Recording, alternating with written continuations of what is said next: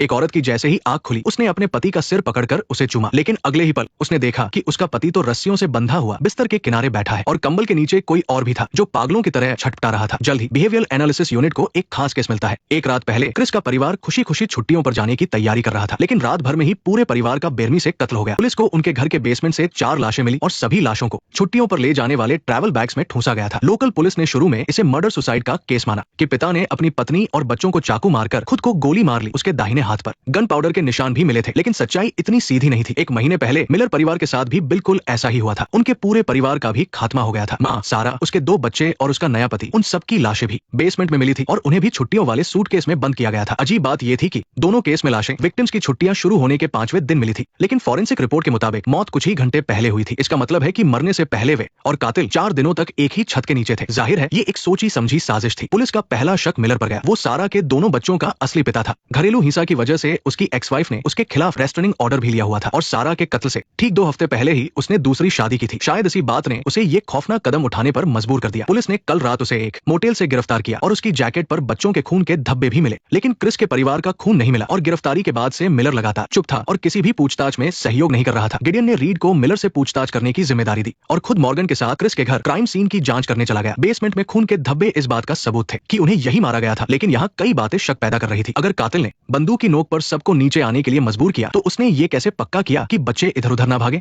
और इससे भी बड़ी बात यह है कि किसी भी विक्टिम के शरीर पर जोर जबरदस्ती के कोई निशान नहीं थे, ना ही उन्हें बांधने के कोई निशान थे। ऑटोप्सी रिपोर्ट से पता चला कि लड़के सैम के दिल पर चाकू के कई घाव थे, लेकिन खुद को बचाने की कोशिश में लगी कोई चोट नहीं थी। पत्नी एलिसन और बेटी एमिली के शरीर पर भी बहुत सारे घाव थे और दोनों की मौत ज्यादा खून बहने से हुई थी। वही क्रिस को एक पिस्तौल से करीब से गोली मारी गई थी। हॉच ने नोटिस किया कि उसके हाथ से शादी की अंगूठी गायब थी। जब पुलिस ने निजी सामान की गिनती की तो वहां भी वो नहीं मिली। निशान देखकर लग रहा था कि उसे कुछ ही देर पहले उतारा गया है। दूसरी तरफ पूछताछ वाले कमरे में रीड ने मिलर से सवाल जवाब किए। वो गुस्से में चिल्लाया कि उसने कभी अपने बच्चों पर हाथ नहीं उठाया, तो उन्हें मारना तो दूर की बात है। जब उसे उनकी लाशें मिली तो वो इतना दुखी था कि वो पागल होने वाला था। उसे समझ नहीं आया कि क्या करे। उसे पता था कि पुलिस उसे ही पकड़ेगी, इसलिए वो भाग गया। रीड ने ध्यान दिया कि मिलर के हाथ में अब भी शादी की अंगूठी थी। एक आदमी जो अपनी एक्स वाइफ से अब भी प्यार करता हो, वो इतनी बेरहमी नहीं कर सकता। उसी समय गिडियन ने देखा कि क्रिस के घर के आंगन और छत पर जंगली घास उगी हुई थी। कार महंगी नहीं थी और उसे सर्विसिंग की सख्त जरूरत थी। ये घर के अंदर रखे महंगे फर्नीचर और प्लाज्मा टीवी से बिल्कुल मेल नहीं खा रहा था। जाहिर है एलिसन सारा पैसा उन चीजों पर खर्च करती थी जो उसके दोस्त देख सके, और जो चीजें नजर नहीं आती थी उन पर वो ध्यान नहीं देती थी। यानी इस परिवार की जिंदगी उतनी अच्छी नहीं थी जितनी बाहर से दिखती थी। तो फिर इन फालतू खर्चों के लिए पैसा आता कहां से था? इसके अलावा गिडियन को एक ब्लैक एंड व्हाइट पेंटिंग मिली। उस पर बेटी एमिली का नाम लिखा था। पेंटिंग उसी घर की थी, लेकिन उसमें कोई रंग नहीं था, जो एक बच्चे के लिए बहुत अजीब बात है। उधर मॉर्गन को एक खास डॉग टॉय मिला। वो कुत्ते के कॉलर में लगी चिप से खुलता था। जबरदस्ती घुसने की कोशिश करने पर अलार्म बज जाता, लेकिन टीम को कुत्ते का कॉलर कहीं नहीं मिला। इसका मतलब है कि कातिल ने पहले ही कॉलर चुराया और उसी डॉग डोर से घर के अंदर आया। जो इंसान आसानी से इससे निकल सकता हो, उसका कद बहुत छोटा होगा। और भी हैरान करने वाली बात यह थी कि एलिसन अपने पति को मरते हुए देखकर चुपचाप अपनी बारी का इंतजार नहीं कर सकती थी। बच्चे शायद डर गए होंगे, लेकिन वो मदद के लिए जरूर चिल्लाई होगी। उसकी चीख से पड़ोसियों की आवाज से जलने वाली लाइटें ऑन हो जानी चाहिए थी, पर किसी ने भी उनकी चीखें क्यों नहीं सुनी? इन सभी सुरागों को जोड़कर गिडियन ने कातिल का एक शुरुआती प्रोफाइल बनाया। उसने यकीनन पूरे परिवार को कंट्रोल कर लिया था। शायद उसने परिवार के सदस्यों को अलग अलग करके माँ से कहा होगा कि अगर तुम चिल्लाई तो मैं तुम्हारे बच्चे को मार दूंगा, और फिर बच्चों से कहा होगा कि रोना मत वरना मैं तुम्हारी माँ को मार दूंगा। कातिल ने इस तरीके का इस्तेमाल करके बिना कोई निशान छोड़े सबको इतना डरा दिया कि कोई विरोध ही ना कर सका। और फॉरेंसिक जांच में खून में मिले आयरन की मात्रा के हिसाब से क्रिस की मौत सबसे आखिर में हुई थी। यानी उसने अपनी आंखों के सामने अपनी पत्नी और बच्चों को मरते हुए देखा था। क्योंकि दोनों केस काफी मिलते जुलते थे, तो जाहिर है कातिल इन दोनों परिवारों पर लंबे समय से नजर रख रहा था। उसे उनके वेकेशन प्लान के बारे में सब कुछ पता था, इसलिए ट्रैवल एजेंसी, रिश्तेदार, दोस्त, साथ काम करने वाले और बच्चों के ट्यूटर सभी पर शक था। तभी गार्सिया ने क्रिस की माली हालत के बारे में पता लगाया। एलिसन के खर्चे क्रिस की